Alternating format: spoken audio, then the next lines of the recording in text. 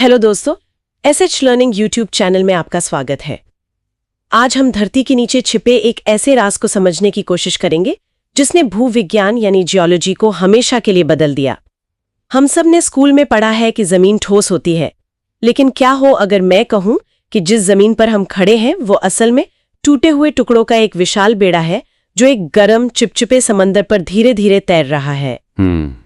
आज हम बात कर रहे हैं प्लेट टेक्टोनिक सिद्धांत की, वो एक अकेली थियरी जो समझाती है कि हिमालय जैसे पहाड़ क्यों बने, जापान में इतने भूकंप क्यों आते हैं और क्यों दक्षिण अमेरिका और अफ्रीका एक दूसरे में किसी पजल की तरह फिट हो जाते हैं। बिल्कुल, हमारे पास इस विषय पर कुछ बेहतरीन लेख और रिसर्च पेपर्स हैं और आज हमारा मिशन है इसमें से सबसे जरूरी और दिलचस्प बातें निकालना। हम इस कहानी की शुरुआत से सफर करेंगे, एक ऐसे वैज्ञानिक से जिसका मजाक उड़ाया गया था, और वहां से होते हुए उन खोजों तक पहुंचेंगे जिन्होंने उसके पागलपन भरे आइडिया को विज्ञान की सबसे महत्वपूर्ण थ्योरी में से एक बना दिया। और ये भी समझेंगे कि आखिर कौन सी ताकतें इन विशाल प्लेटों को चला रही हैं। हाँ, वो भी। ठीक है, तो चलिए इस कहानी को खोलते हैं। इसकी शुरुआत होती है 20वीं सदी की शुरुआत में एल्फ्रेड वेगनर नाम के एक जर्मन वैज्ञानिक से। हाँ, वेगनर। और दिलचस्प बात यह है कि वो कोई जियोलॉजिस्ट नहीं थे। नहीं, वो एक मौसम विज्ञानी थे, लेकिन उन्होंने दुनिया के नक्शे को देखकर एक अजीब बात नोट की। उन्होंने देखा कि महाद्वीपों के किनारे, खासकर दक्षिण अमेरिका का पूर्वी किनारा और अफ्रीका का पश्चिमी किनारा, वो एक दूसरे से पूरी तरह मेल खाते हैं, जैसे किसी टूटी हुई पहेली के दो टुकड़े हों। बिल्कुल। और ये सिर्फ किनारों की बात नहीं थी, वेगनर ने और भी सबूत इकट्ठे किए। उन्होंने पाया कि ब्राजील और पश्चिमी अफ्रीका में एक जैसी प्राचीन चट्टानें और जीवाश्म मिलते हैं। अच्छा। उन्होंने ऐसे रेंगने वाले जानवरों के जीवाश्म पाए जो तैर नहीं सकते थे, लेकिन अटलांटिक के दोनों तरफ पाए गए। इसका तो एक ही मतलब हो सकता था। जी, इसी आधार पर उन्होंने महाद्वीपीय विस्थापन या कॉन्टिनेंटल ड्रिफ्ट का विचार पेश किया और कहा कि कभी सारे महाद्वीप एक विशाल भूभाग पैंजिया का हिस्सा थे। ये आइडिया तो सुनने में क्रांतिकारी लगता है। फिर तो वैज्ञानिक समुदाय ने इसे हाथों हाथ लिया होगा। बिल्कुल नहीं, बल्कि इसका ठीक उल्टा हुआ। क्यों? वेगनर के इस विचार में एक बहुत बड़ी कमी थी, एक ऐसा सवाल जिसका उनके पास कोई जवाब नहीं था। कैसे? मतलब महाद्वीप खिसकते कैसे हैं? सही। इतनी विशाल जमीन को हिलाने के लिए कौन सी ताकत जिम्मेदार है? उन्होंने कुछ अनुमान लगाए, जैसे पृथ्वी के घूमने से पैदा हुई सेंट्रीफ्यूगल फोर्स, लेकिन वो काफी नहीं थी। हाँ, भौतिक विज्ञान के हिसाब से वो ताकतें बहुत कमजोर थीं। बिना किसी मजबूत मैकेनिज्म के उनके सिद्धांत को उस समय के वैज्ञानिकों ने एक अच्छी कहानी से ज्यादा कुछ नहीं माना, उन्हें काफी हद तक खारिज कर दिया गया। वाह, तो एक बेहतरीन आइडिया सिर्फ इसलिए दफन हो गया क्योंकि उसके पीछे का क्यों और कैसे पता नहीं था। ये तो किसी जासूसी कहानी जैसा है जहां आपको पता है कि जुर्म हुआ है, लेकिन मुजरिम कौन है ये नहीं मालूम। बहुत अच्छी उपमा है। और हर अच्छी जासूसी कहानी की तरह दशकों बाद कुछ नए सुराग मिले जिन्होंने इस केस को दोबारा खोल दिया। वेगनर की मौत के कई साल बाद 1950 और 60 के दशक में तकनीक ने हमें समुद्र की गहराइयों में झांकने का मौका दिया, और वहीं इस पहेली का हल छिपा था। वहीं पर यहां से बात सच में दिलचस्प हो जाती है। हाँ, 4 बड़ी खोजें हुई जिन्होंने सब कुछ बदल दिया। पहली थी समुद्री तल का मानचित्रण, mapping of the ocean floor. ये कैसे हुआ? दूसरे विश्व युद्ध के बाद सोनार, मतलब SONAR तकनीक का इस्तेमाल करके जब वैज्ञानिकों ने समुद्र के तल का नक्शा बनाना शुरू किया तो उन्हें अटलांटिक महासागर के ठीक बीच में एक विशाल छिपी हुई पर्वत श्रृंखला मिली। अच्छा। इसे मिड अटलांटिक रिज कहा गया। ये कोई मामूली पहाड़ नहीं थे, ये पूरी दुनिया में फैले हुए थे, जैसे गेंद पर सिलाई के निशान हो। एक मिनट, अगर अटलांटिक के बीच में एक विशाल पर्वत श्रृंखला लगातार बन रही है तो इसका मतलब है कि अटलांटिक महासागर चौड़ा हो रहा है। पर अगर ऐसा है तो क्या पृथ्वी का आकार भी गुब्बारे की तरह बढ़ रहा है? बेहतरीन सवाल। और यही सवाल हैली हेस नाम के एक जियोलॉजिस्ट के दिमाग में भी आया। 1961 में उन्होंने दूसरी बड़ी खोज की, सागरीय नितल प्रसरण, मतलब सी फ्लोर स्प्रेडिंग का सिद्धांत। ओके। उन्होंने कहा कि ये रिज वो जगह हैं जहां पृथ्वी के मेंटल से गर्म मैग्मा ऊपर आता है, नई समुद्री परत बनाता है और फिर उस नई परत को दोनों तरफ धकेलता है। जैसे 2 कन्वेयर बेल्ट? बिल्कुल, जैसे 2 कन्वेयर बेल्ट विपरीत दिशाओं में चल रही हों। और आपके सवाल का जवाब, अगर एक जगह नई जमीन बन रही है तो कहीं और पुरानी जमीन को नष्ट भी होना होगा। अच्छा। ये उन जगहों पर होता है जहां समुद्री प्लेट महाद्वीपों के नीचे डूब जाती है, इसे हम आगे समझेंगे। ठीक है, तो हमारे पास एक थ्योरी है कि समुद्र का तल फैल रहा है, लेकिन इसका सबूत क्या था? ये सिर्फ एक और आइडिया भी तो हो सकता था। यहीं पर तीसरा और चौथा सुराख सामने आया, जो इस कहानी का स्मोकिंग गन यानी सबसे बड़ा सबूत बना। और वो सबूत चट्टानों में था। हाँ, चट्टानों के अंदर छिपा था। तीसरा विकास था पुराचुंबकत्व, पैलियोमैग्नेटिज्म। जब ज्वालामुखी का लावा ठंडा होकर चट्टान बनता है तो उसमें मौजूद चुंबकीय खनिज उस समय के पृथ्वी के चुंबकीय क्षेत्र की दिशा में जम जाते हैं, एक तरह से एक जीवाश्म कंपास की तरह। और चौथा सुराग क्या था? चौथा सुराग था चुंबकीय धारियां, मैग्नेटिक स्ट्राइप्स। जब वैज्ञानिकों ने समुद्री रिज के दोनों ओर की चट्टानों की जांच की तो उन्हें एक हैरान करने वाली चीज मिली। क्या मिला? उन्हें ज़ेब्रा जैसी, एक दूसरे की मिरर इमेज वाली चुंबकीय धारियां मिली। और ये कोई मामूली सबूत नहीं था, ये एक तरह से पृथ्वी का अपना टेप रिकॉर्डर था जो करोड़ों सालों का इतिहास सुना रहा था। वाह! इसका सिर्फ एक ही मतलब हो सकता था कि समुद्र का तल बीच से फट रहा है और दोनों तरफ बराबर फैल रहा है। इस एक खोज ने वेगनर के खारिज किए गए सिद्धांत को रातों रात विज्ञान के केंद्र में ला खड़ा किया। वाह! तो कहानी का असली हीरो वेगनर नहीं बल्कि समुद्र का तल था। वेगनर दरवाजे तक तो पहुंचे, लेकिन चाबी समुद्र की गहराइयों में छिपी थी। सही कहा। तो अब ये साफ हो गया था कि महाद्वीप सच में खिसक रहे हैं, लेकिन अब बड़ा सवाल ये था कि इस विशाल कन्वेयर बेल्ट को चला कौन रहा है? इसका जवाब हमें पृथ्वी की सतह के नीचे झांकने पर मिलता है। इसे समझने के लिए हमें पृथ्वी की दो बाहरी परतों को समझना होगा। पहली है स्थल मंडल, लिथोस्फीयर। लिथोस्फीयर यह सिर्फ जमीन की ऊपरी परत नहीं, बल्कि क्रस्ट और ऊपरी मेंटल का कठोर, भंगुर मतलब ब्रिटल हिस्सा है।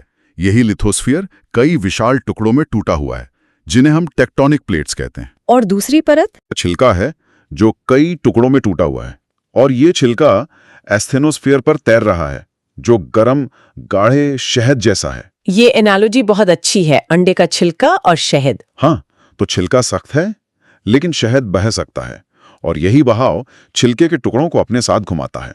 प्लेटों की गति का राज इसी परत में छिपा है। तो असल में कौन सी ताकतें इस शहद को बहा रही हैं और छिलके के टुकड़ों को धक्का दे रही हैं? यहाँ ये जानना आकर्षक है कि इसके पीछे कोई एक नहीं बल्कि तीन मुख्य ताकतें काम करती हैं। सबसे प्रमुख और शक्तिशाली शक्ति है स्लैब पुल। स्लैब पुल? हाँ, स्लैब पुल। जब एक समुद्री प्लेट किसी महाद्वीपीय प्लेट से टकराकर उसके नीचे डूबती है, इस प्रक्रिया को सबडक्शन कहते हैं, तो वो ठंडी और भारी हो चुकी होती है। भारी क्यों? क्योंकि वो पुरानी और ठंडी हो चुकी होती है। जैसे कोई भी चीज ठंडी होने पर सिकुड़ती और भारी हो जाती है, वैसे ही ये प्लेट भी भारी होके मेंटल में डूबना शुरू कर देती है और अपने पीछे जुड़ी बाकी प्लेट को एक भारी चादर की तरह खींचती है, जो मेज से नीचे सरक रही हो। मतलब प्लेट को आगे से खींचा जा रहा है, क्या पीछे से कोई धक्का भी लग रहा है? हाँ, उसे कहते हैं ridge push. Ridge push. Mid ocean ridge पर जहां गर्म मैग्मा से नई परत बनती है, वहां एक उभार पैदा हो जाता है, क्योंकि गर्म चीजें फैलती हैं और हल्की होती हैं। ठीक है। गुरुत्वाकर्षण के कारण प्लेटें इस ऊंचे रिज से दोनों तरफ नीचे की ओर धकेली जाती हैं।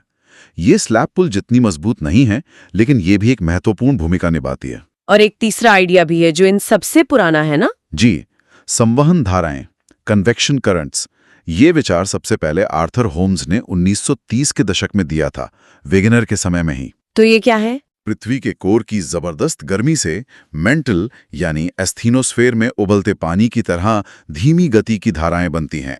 ये धाराएं अपने ऊपर तैर रही प्लेटों को अपने साथ खींचती हैं। अच्छा, तो मतलब तीन ताकतें हैं। एक जो प्लेट को आगे से खींच रही है, स्लैब पुल, दूसरी जो पीछे से धक्का दे रही है, रिज पुश, और तीसरी जो नीचे से उसे बहा रही है, संवहन धारा। बिल्कुल।